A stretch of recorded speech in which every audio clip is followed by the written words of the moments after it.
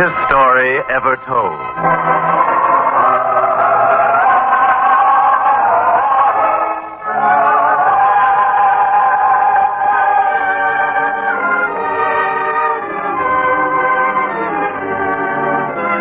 This afternoon we present One Who Did Not Return, a drama inspired by an incident set forth in the 17th chapter of the Gospel according to St. Luke, a teaching from the greatest life ever lived.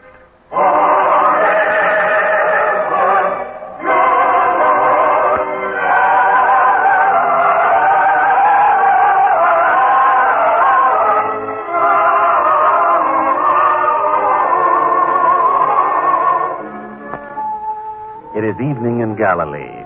The sun of coppery red seems now to rest on a mountaintop, and the valley below is lit with a strange rosy glow of another passing day. Through the valley and along an empty road, two figures walk, stirring the dust as they go. As the men come closer to us, we can see that they are dressed in tatters, not in fine clothes, and their bearing is not proud, but the hunched walk of beggars who are afraid. Now, we can hear a strange sound.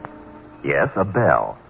A sound of warning demanded of all lepers so they will not come too close to those who are clean and of healthy flesh. Yet there would seem to be no reason for this, for these men have not the look of lepers upon their faces. But now, as they draw near, we can hear one of them say, Absalom. Yes, Nathaniel. Do you think this is a place to camp for the night? I was not even thinking about that. But this bell, Absalom, why do you still carry this bell? Shouldn't we still carry it? There's no need any longer.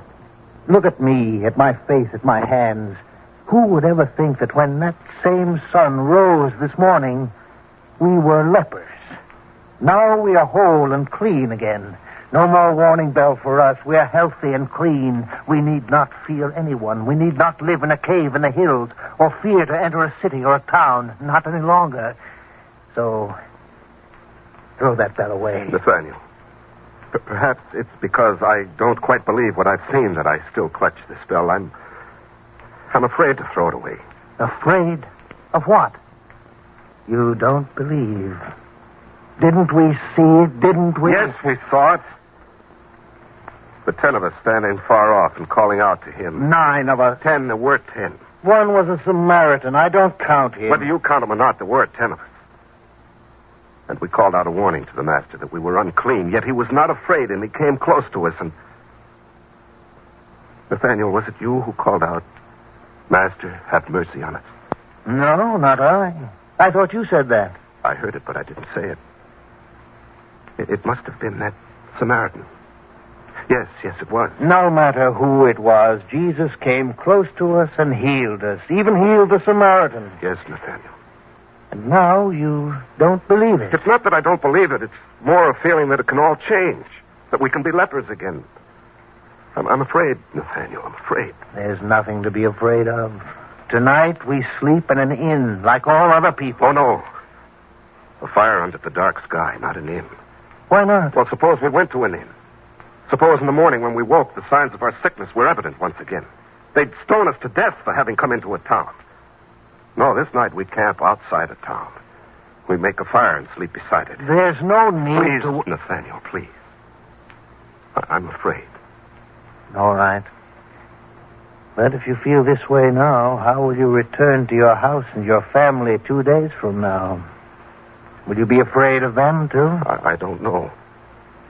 Only this night we build our fire and sleep out in the open. Please. All right, Absalom. If you want it that way, we sleep here tonight.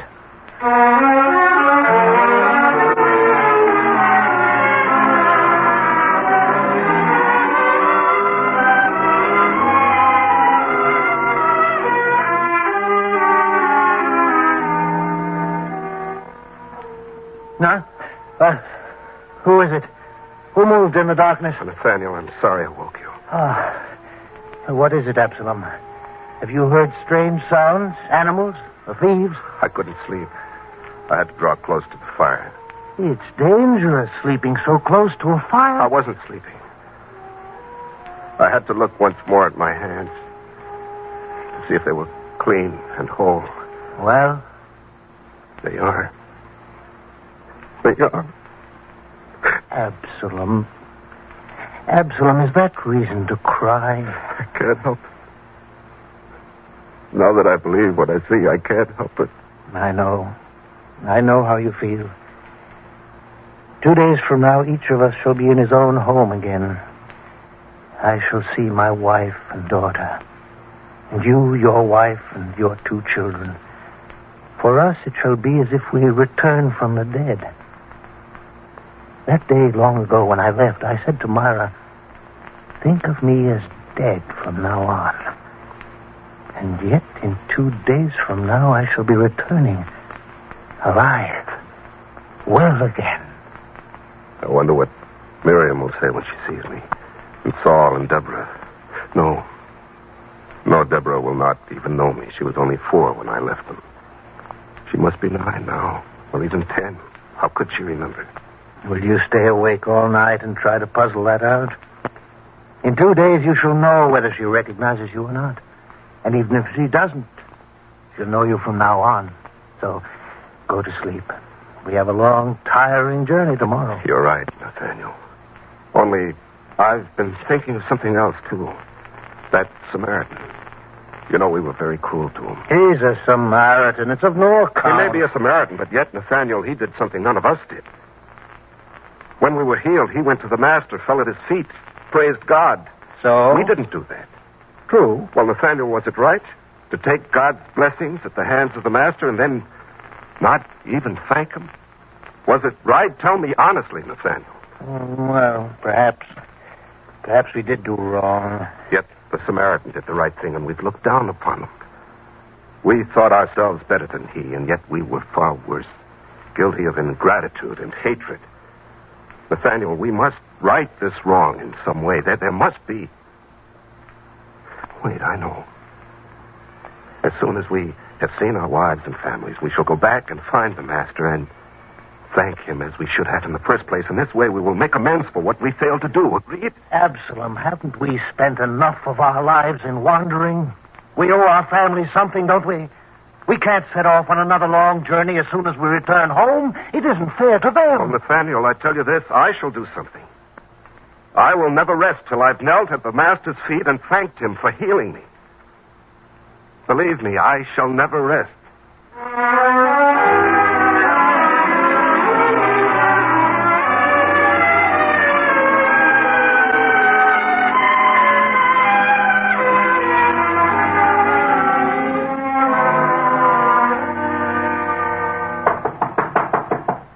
Who is it? Who's there? How can you tell if you won't even open the door? Who is it? Your voice is familiar, and yet... Wait. No, it can't be.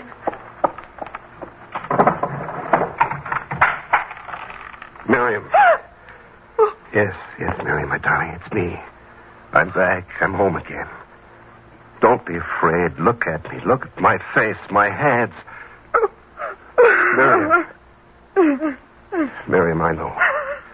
I know how you must feel. It's been so long. Now, my dear. Oh, Absalom. I never expected, and I'm crying. There's no way to greet you. Cry, my dear. Cry it all out. You have a right to cry after so long. Go on. Yes, go on. And later I will tell you everything that happened. And also a vow I have made.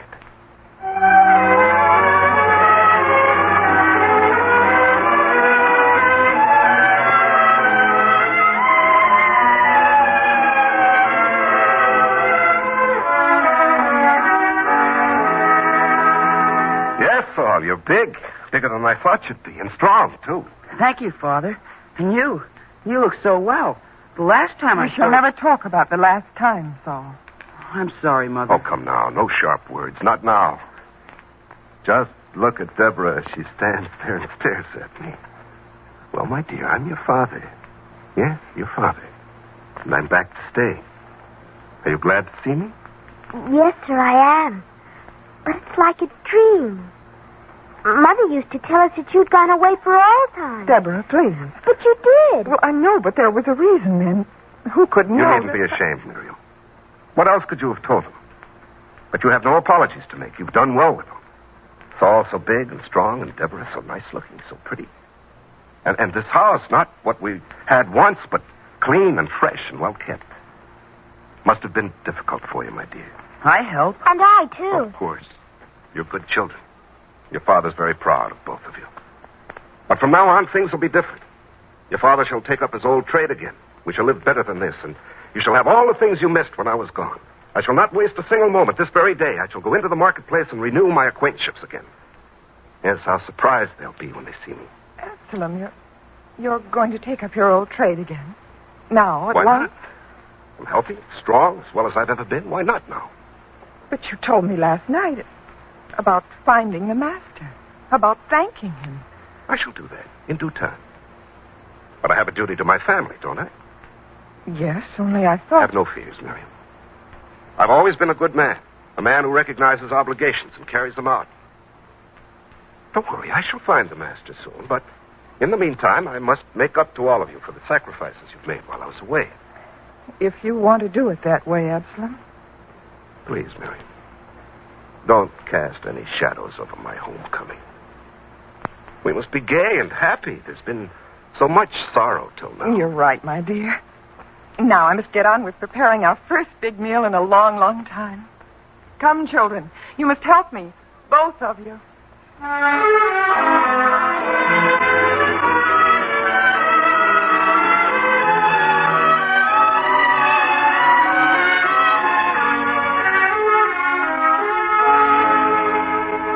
Miriam, you can't imagine what a stir there was in the marketplace and the offers of help from everyone.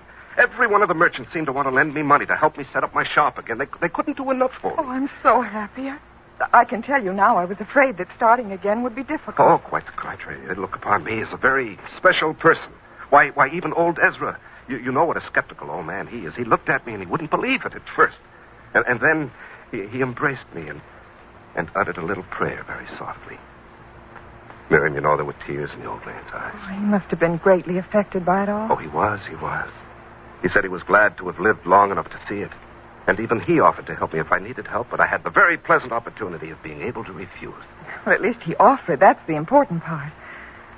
Well, now that you know you'll have no difficulty starting again, Absalom, wouldn't this be a good time to set out and find the master and thank him? Set out now? When things are going so well? Oh, Absalom, this morning you said you were worried about us, about helping us. Well, now that you know you won't have any trouble, you can go and find him with a free mind and no concern. I don't know about that. Why not? Well, this might be just the first flush of enthusiasm. I must take advantage of it. I must use this time to establish myself. Once I'm established and things are on a firm basis, then I shall be able to leave and find him. If you think that's the best way. I can see you don't. Please, Absalom, never think that I'm reproaching you. Perhaps I want to go because of the way I feel. In one instant, in the instant when I opened the door to find you standing there, whole and healthy again, my entire life was suddenly changed. From a life of constant worrying about you and fearing that you may have died and I would never even know about it. From all that fear and darkness and worry, suddenly the whole world seemed bright and cheerful again. Perhaps I want to go to him and give thanks, too. Maybe that's why I feel so strongly about it. Of course. And you shall go. You mean you'll take me with you? I insist that you come. Oh, thank you, Absalom. You're still as kind and considerate as you were in the old times. And it won't take long to prepare. We can be on our way in one day. In one day? Miriam, I didn't promise anything but that you'd go with me when I go. Of course, that may not be for several weeks yet. Certainly not until after the Passover. Oh, I see. After all, we must take care of first things first. Remember that, Miriam. Yes, Absalom. First things first.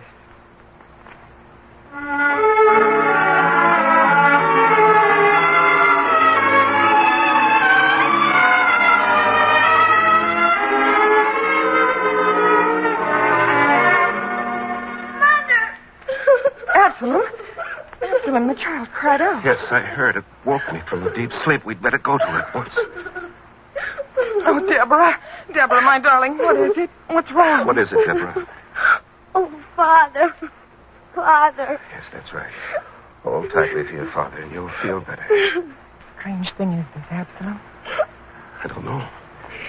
He's not ill, but frightened by something. I can feel it trembling against me. Oh, let's find out what it is. But, Deborah, there's no need to worry any longer. Everything will be all right. Your mother and father are both here. There's nothing to be afraid of. But you won't always be here. Of course I will. You weren't. Not in the dream. Oh, there was a dream. Yes. And in the dream you went away again. And you were never coming back. Never. But I did come back. I'm here now, am I not? The poor child. I don't think she quite believes you're back. Not even after these weeks. Deborah, listen to me. Father, may I touch your face? Well, of course. Go on. Touch. Now that you've touched my cheek. I just wanted to make sure. What do you mean? I've heard people talk. I've heard them say things about lepers. I just wanted to make sure that you're all right now. Not the way you were in the dream. And am I? Your face is all right. It is. Of course it is. Now. He made it this way. The master? Yes, my dear. And surely he must be the most wonderful one in the whole world. Isn't he, Father? Oh, yes, Deborah, he is. And you shall see for yourself. You shall see the one who brought your father back to you. Absalom. Yes, Miriam. This has decided me. I shall go to find him. We shall all go. Saul and Deborah, you and I. We shall all thank him. We start tomorrow morning at dawn.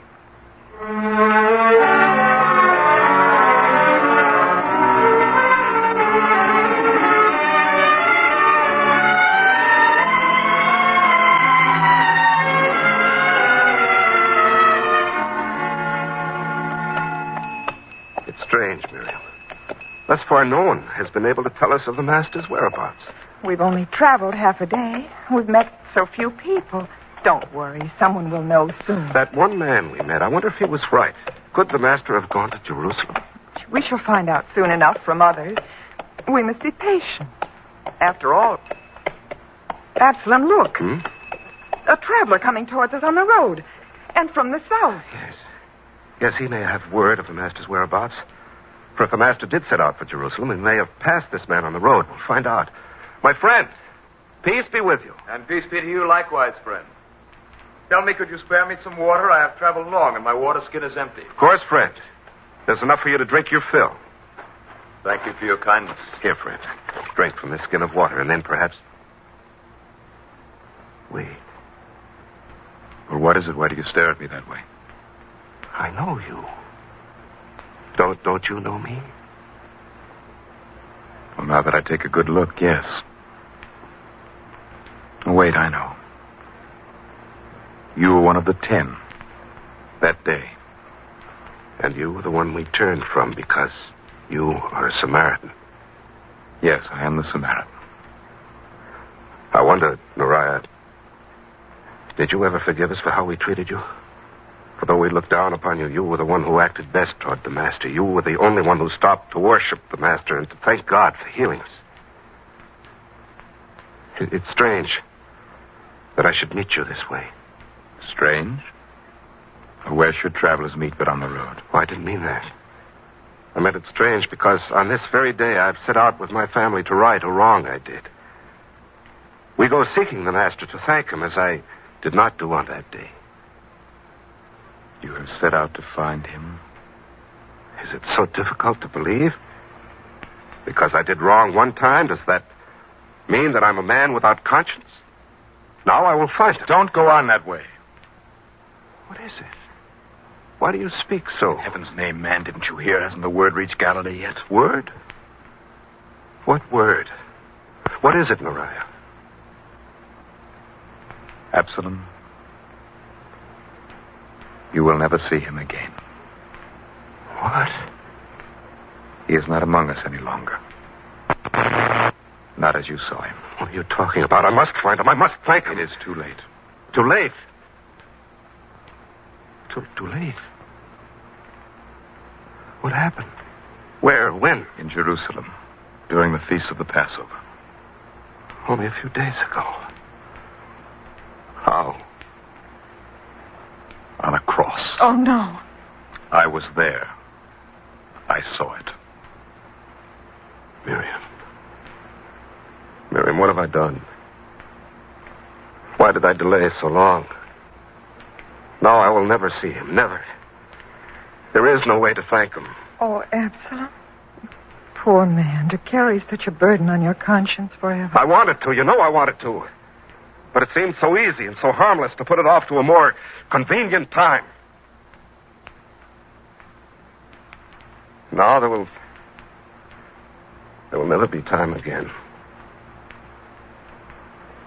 If only there was something I could do. But it's too late. Bitter words. Too late.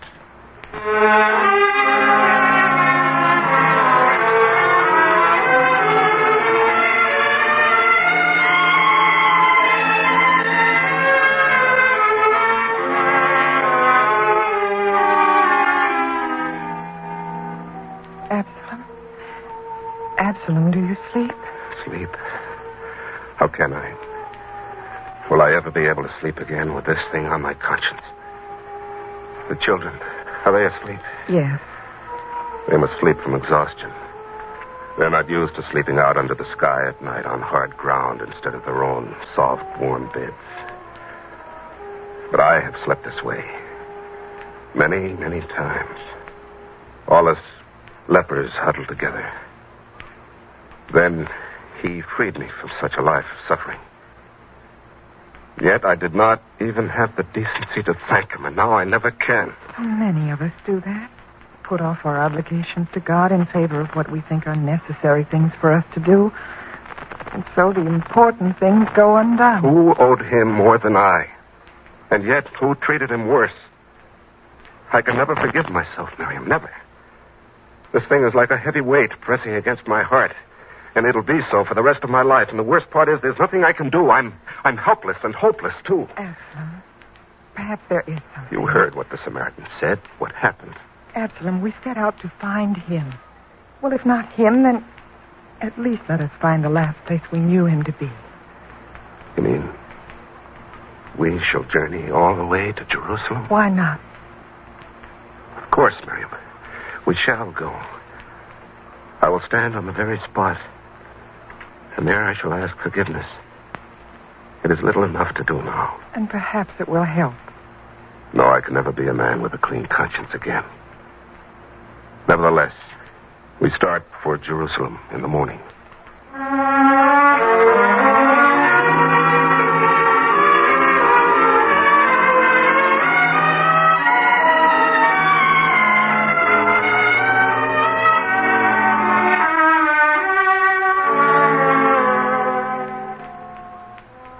Here, Father? Did it happen here on this hill? Yes, my child. Absalom, shall we kneel? Yes, all of us. Come, children. We shall kneel and pray here. Deborah, Saul. Father, look. That man, he comes toward us. Yes, Absalom. I think he wishes to speak to us. And yet I don't know him. Do you? No. Though there is something about him that seems familiar. I think I may have seen him before, but I cannot say for sure. I'll be quiet, all of you. I shall talk to him. Sir? Yes, friend? You seem to have been coming toward us as though you would talk to us. True. Why? For you don't know us, do you? You have come here to this spot? Surely you were about to pray?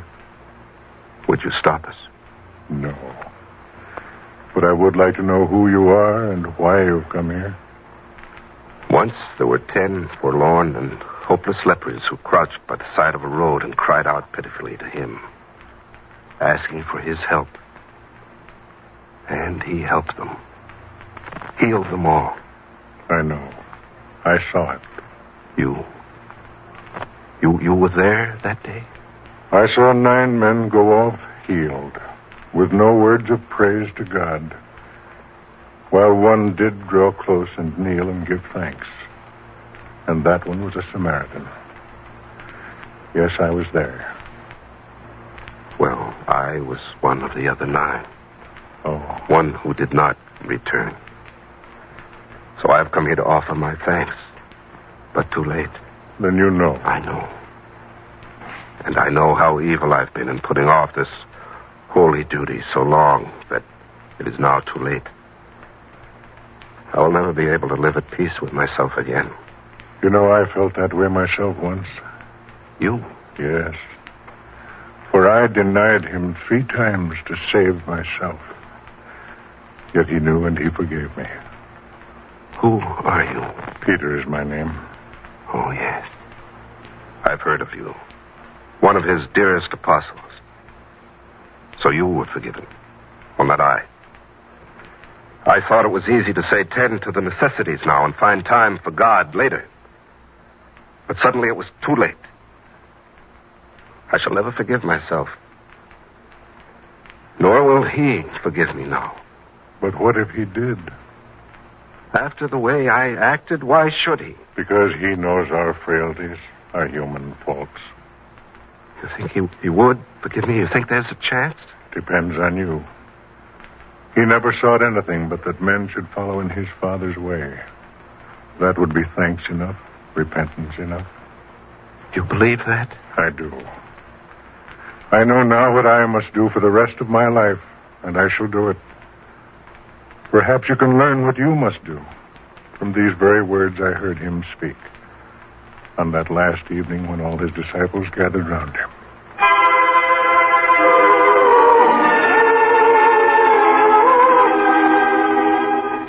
He that hath my commandments and keepeth them, he it is that loveth me.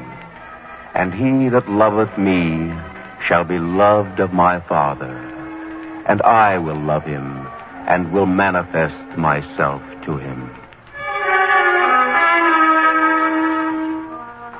Through learning his commandments and keeping them, I shall be able to find him again and thank him.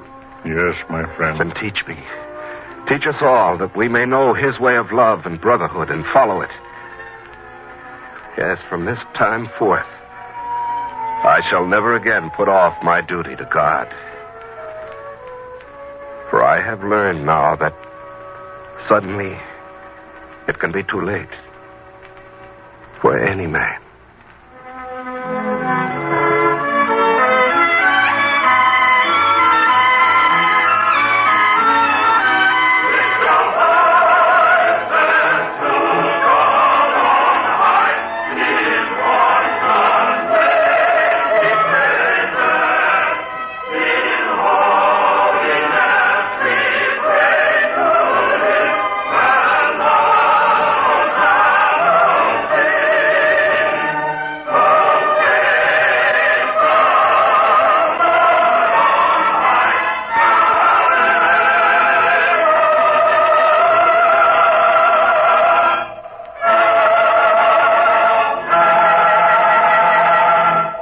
Next week, on this same network at this time, we will present another episode in the greatest story ever told from the greatest life ever lived.